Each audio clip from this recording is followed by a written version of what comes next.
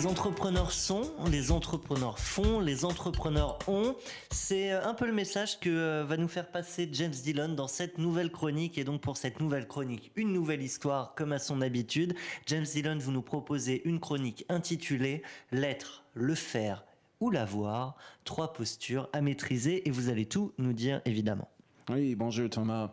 Oui, j'étais interpellé récemment lors d'une soirée dans un club d'affaires à Paris. Le conférencier a lancé à la cantonade qu'est-ce qui est le plus important dans les affaires? L'être, le faire ou bien l'avoir?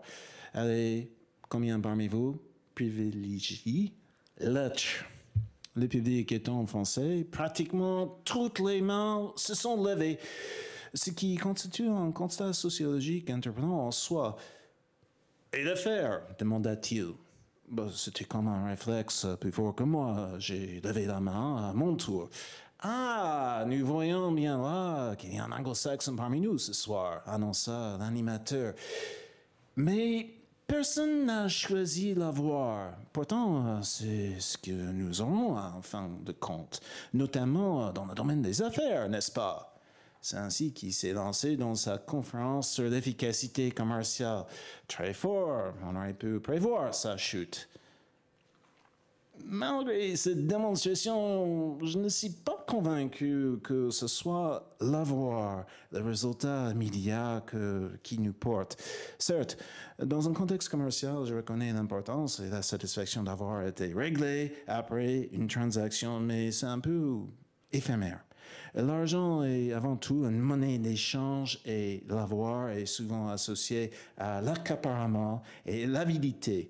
Par contre, la reconnaissance et le respect mutuel restent essentiels pour pérenniser une relation, même commerciale. Patrick Vivray, conseiller à la Cour des comptes, dit que la plupart des problèmes humains peuvent être résolus à condition de comprendre qu'ils ne sont pas de l'ordre de l'avoir, mais de celui de l'être. Je ne peux pas dire que l'être domine toutes mes pensées et mes motivations. Je ne suis pas non plus toujours dans l'affaire. Pourtant, faire, c'est la vérité dans les actes. Les processus qui garantissent l'aboutissement de nos actions. On ne peut pas ne pas faire, sinon comment réaliser nos objectifs qui nous animent, parfois comme un feu sacré. Je dois reconnaître que les Français ont une prédilection pour l'être. Sur le plan culturel, nous pourrions parler de honneur. L'estime de soi, c'est tellement existentiel chez un Français, l'image de soi, sa capacité à se différencier, le sentiment et le besoin de s'affirmer. Tellement instinctif que tout le public français a réagi à l'appel de l'être.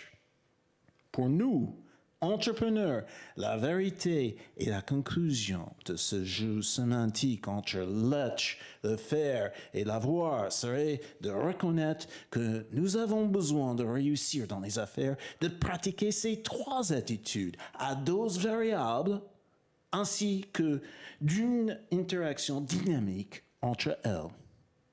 Eh bien, ce qui est sûr avec vous, James Dillon, c'est que l'entrepreneur se sent, se ressent et vit l'entrepreneuriat au quotidien. À très bientôt pour une nouvelle chronique. Merci.